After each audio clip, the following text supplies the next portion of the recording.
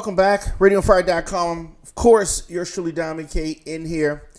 And this election season, 2020 election season, has me very excited.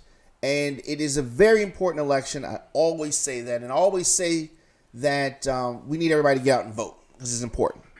So not only have I been talking to mayoral candidates, but we've been talking to people running for the city council as well. So a lot of times in my travels, I have understood that people don't know what a city council person does. Not everybody. Some people do, some people don't.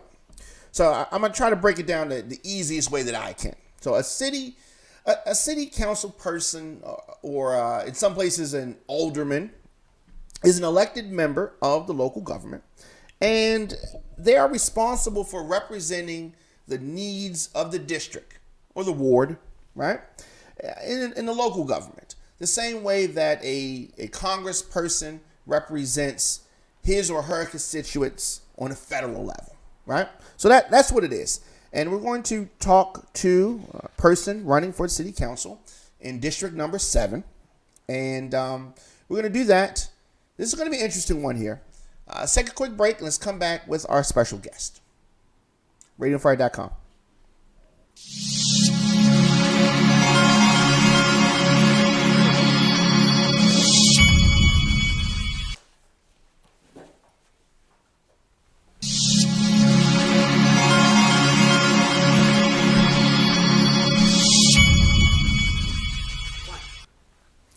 And we are back.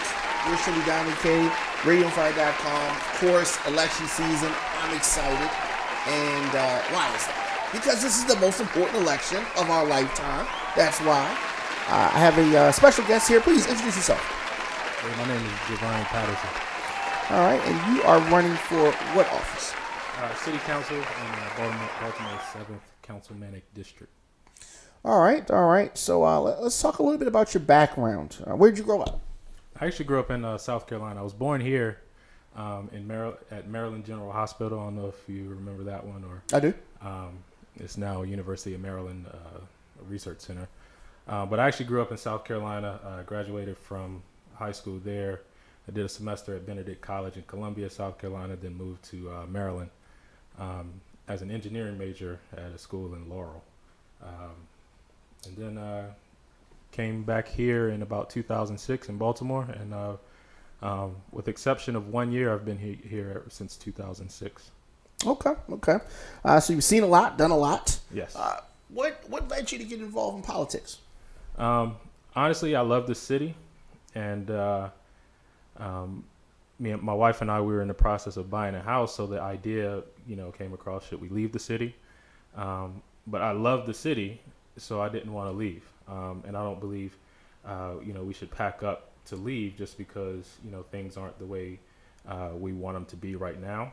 I think we should be that change that we want to see. So because of that, I was stubborn. I didn't want to leave. And I decided to, put my ring in the hat, or my hat in the ring, rather, to help spark that change. And so when you talk about change, obviously you mean change in your district. Yeah, and the district can help affect the city as a whole as well, because city council does help, pass legislation within the city. Yeah. And, that's laws that affect, all of the citizens of Baltimore. And the thing about that, it's really kind of been one-sided, one way of thinking for quite a few years. Without a dissenting opinion. So I at least want to, have one voice in that, or have a different way of thinking, or a different mindset behind the decisions that go for the city. And when you say one way of thinking, one mindset, it speaks to me that you mean as far as not a conservative mindset. Is that what you mean? Yeah, so it's been more progressive in the way the city has been going. Yes. Yeah, and so you are a Republican. Yes.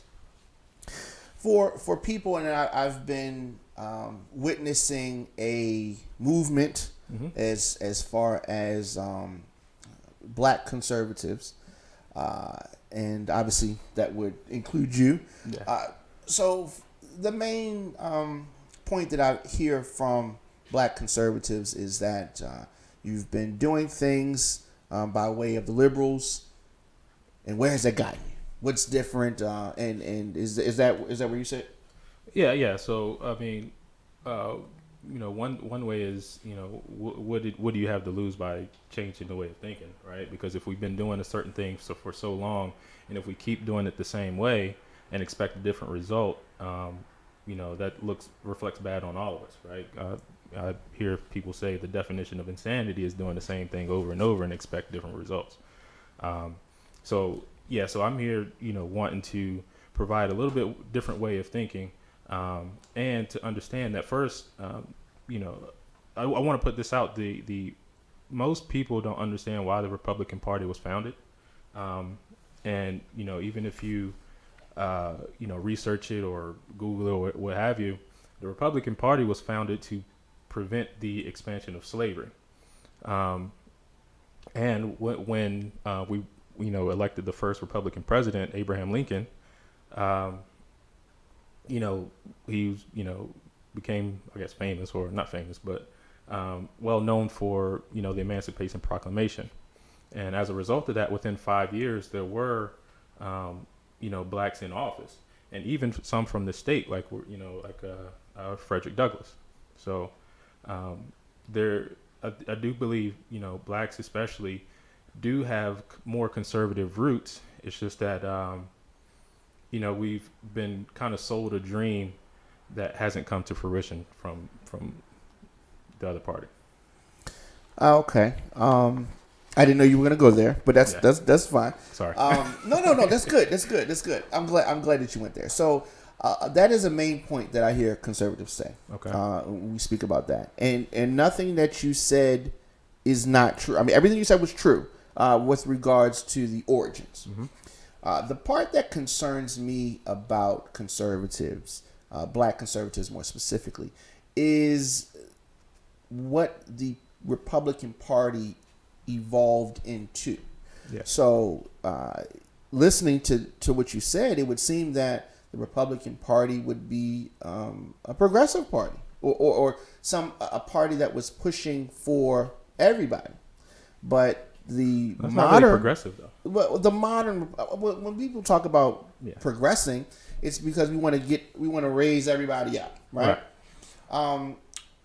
My biggest question with black conservatives is the modern conservative party does not reflect they don't seem to want to benefit black people currently. And in what ways would you say that? Economically. Okay. When we talk about conservatism, they want to cut programs that benefit minorities or people that don't have a lot of money.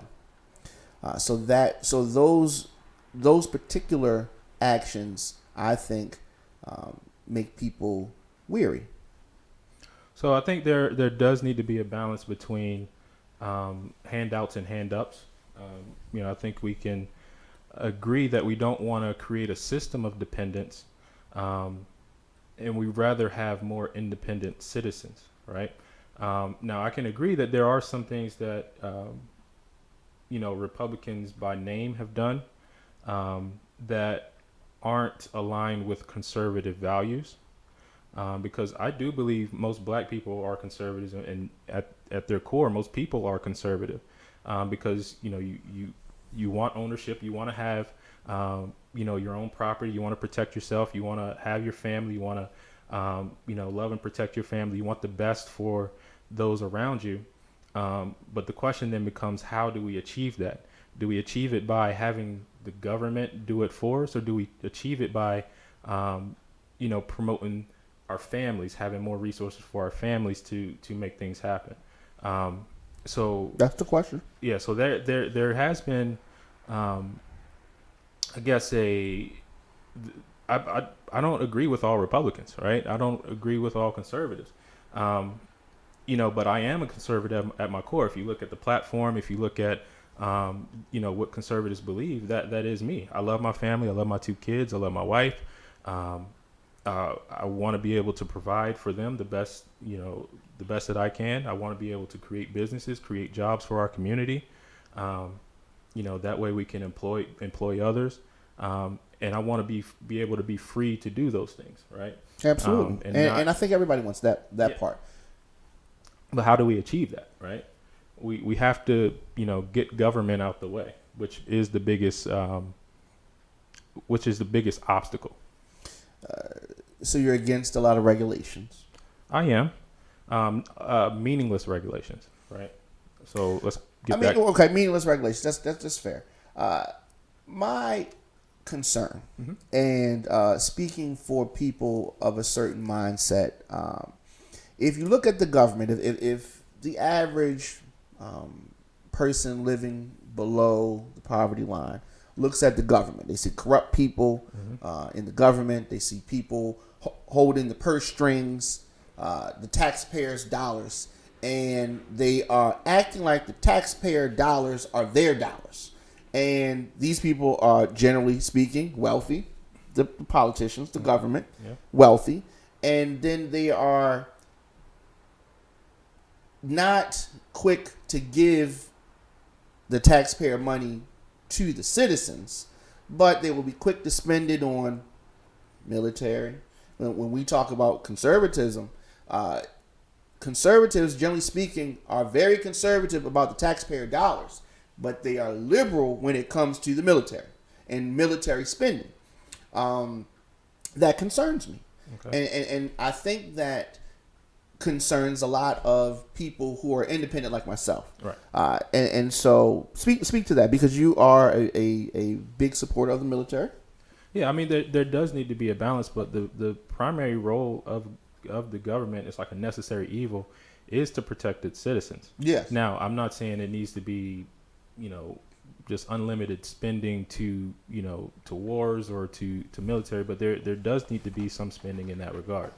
Now, regarding the taxes, I do believe there needs to be a lot more transparency on where the money goes, because there is a lot of corruption in politics and in government, and I want to be more transparent. Like, I want our citizens, to know what's going on, where their tax dollars are going. Why are the taxes so high, right? I want people to be able to buy houses, because a lot of the money, a lot of the taxes are so high on buying property. I just bought a house a couple weeks ago, and part of the qualifications for getting the loan is just understanding how much the taxes are going to be. So that prevents a lot of people from owning homes, is because the taxes are so high. But where is this money going? And if you're looking locally, we don't have a military here, right? We don't have a city military. Correct. So where is that money going to? Even in our local politics, and I do believe there needs to be a lot more transparency in that regard. So you said that you want to bring the Pledge of Allegiance back to school. Yes. Moment of silence back to school. Why is this important? Because it's like a sense of ownership and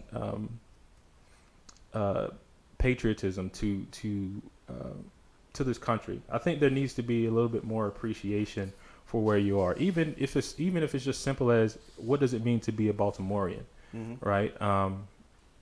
That I think that's one of the biggest challenges like we face as a city is, what does it mean to be here?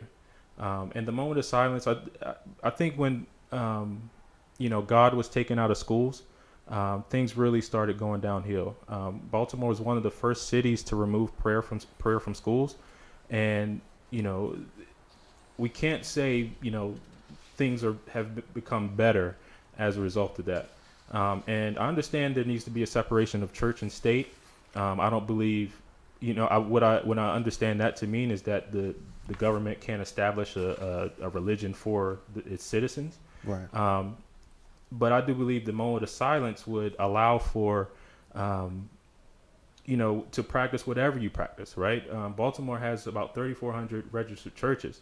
So it's not like, it's a, completely secular city. It's not like people don't believe. It's just that, just a moment of silence, 30 seconds every morning, just to reflect, maybe just appreciate your cousin, appreciate your lunch for being in the bag, or, whatever it is. And that would be where the prayer would go. Yeah. But you can do it silently, or, of course, it's a moment of silence. So you say your prayer silently, and reflect on, what you believe you need to reflect on. In District 7, they have squeegee kids. Yes. In District 7. Yes. What are your thoughts on the squeegee kids? Honestly, it's a reflection of the entrepreneurial mindset, which is not a bad thing. Now, I do believe, it needs, there needs to be probably better programs or something like that for those kids, for the youth, or for the kids. But the problem really isn't with the kids. They're out there, hustling, doing what they need to do, and that's an entrepreneurial spirit, man. I like that. You know what I mean? But it just reflects on, what else is there for them to do? Like, how can we cultivate that mindset, in other, areas? Like, how can we use that in a creative manner, whether it's through music, art, or maybe even create places, or even pull off lanes, or in certain areas for the businesses to take place. I mean, I think there's a lot of, potential in that, if we're not looking at it as a negative, and looking at, hey, these guys want to start something, and find a way to be fruitful with it. What are your thoughts on the job that Commissioner Harrison has been doing thus far? I think you really should kind of judge a tree by its fruit. Okay. I agree with that. However, I guess I'm not as well versed on, how he's been doing. So I don't want to speak out of turn on it. I just want to say that I do believe there needs to be, more policing, and we need to create a culture of understanding, the role of police, as well as getting rid of the corrupt ones that are, abusing the system. Yeah, and there's a lot of them. So from that response, I want to ask you this: how can we improve the relationship between the police and the citizens? And get out there. Maybe, just start knocking doors. Just start saying hello. I mean, if the only interaction we have with police is that negative one when we call them, or the negative one because I've done something, then of course there's no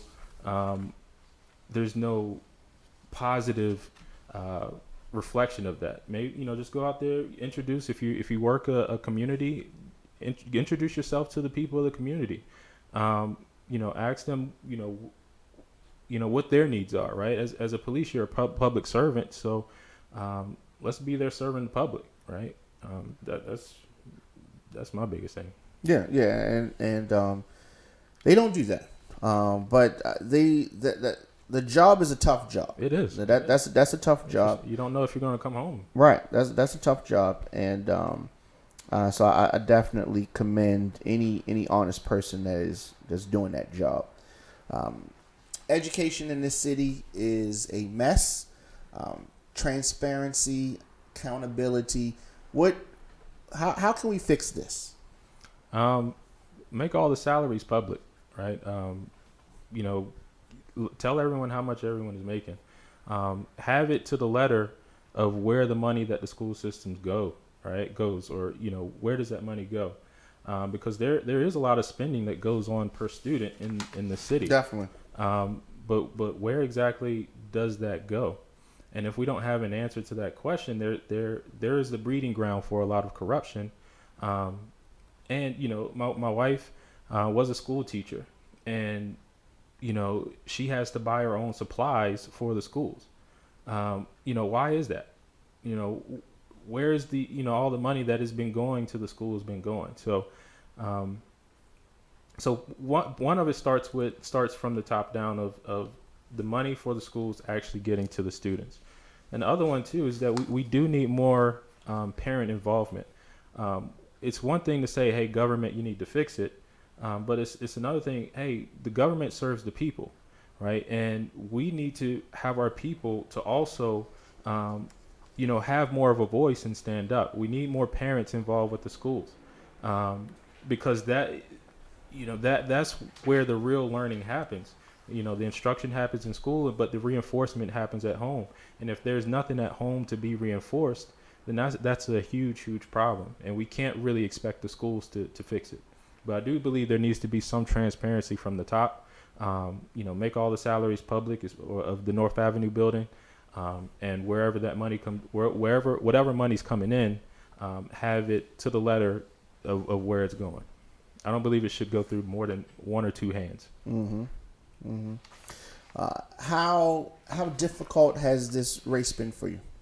Well, I actually just started, so it's been a week. It took me a little bit of time to decide of whether I was going to do it or not. So it's just been this week just kind of setting up, understanding how politics work, and I never thought of myself as a politician, and I really don't want to be one. I'm just a concerned citizen, really. Mm-hmm.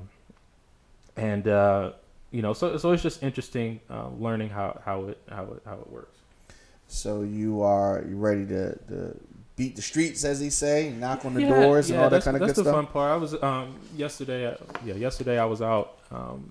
Just kind of understanding my district, because 7 is kind of weirdly shaped.